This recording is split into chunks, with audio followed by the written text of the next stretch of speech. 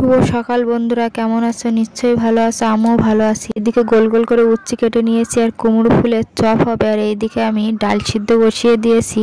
তার ডালের পাতে গোল গোল করে উচ্ছি কেটে নিয়ে ভেজে নিচ্ছি, দেখুন নুন হলুদ দিয়ে। গরমে সিম্পল রান্না করছি দেখুন। আর এইদিকে গরমে সিম্পল রান্না করতে গিয়ে বর্ষা নেমেছে।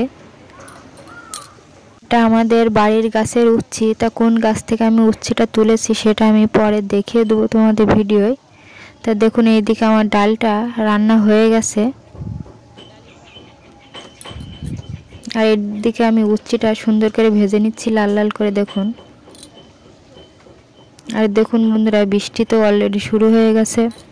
আর আগে জোরে বর্ষা হচ্ছিল, ওই জন্য উঠোনে জল জমে গেছে দেখুন। আর এখন একটু বর্ষাটা কমে গেছে দেখুন। আর বর্ষার জন্য আমি ভিডিওটা ভালোভাবে তৈরি করতে পারিনি। তা যে সকল বন্ধুরা আমার ভিডিও দেখো তাদের জন্য তো ভিডিও তৈরি করতেই হবে। তা দেখুন বন্ধুরা, আমার এদিকে উচ্ছেগুলো লাল লাল করে ভাজা হয়ে গেছে। আর এদিকে মিক্সিতে আমি আলু চাল মিক্স করে নিয়েছি দেখুন। এতে পেঁয়াজ, রসুন আর শুকনো লঙ্কা জিরে দিয়েছি, ওই জন্য কালারটা একটু লালচে হয়েছে দেখুন।